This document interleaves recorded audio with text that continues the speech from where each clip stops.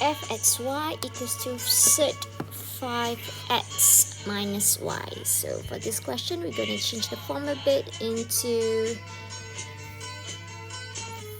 5x minus y to the power of half.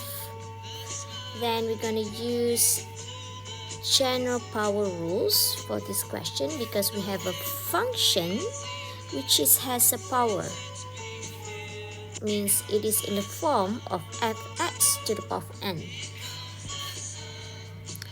So for the fx, using the general power rules, bring down the power to the front, copy down fx minus y, and the power 1 over 2 minus 1 is negative 1 over 2. Then we're going to differentiate fx with respect to x is 5. And if we differentiate negative y with respect to x is 0. So we're left with 5. So let us simplify this as 5 over 2 set 5x minus y.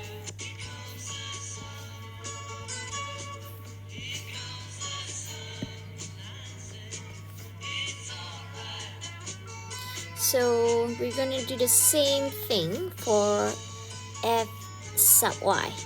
So using the general power rules, bring the 1 over 2 to the front, copy down fx minus y.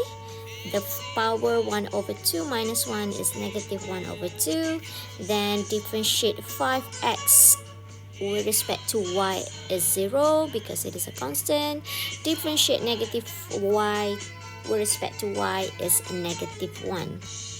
So we're going to get negative 1 over 2 set 5x minus y. That's it.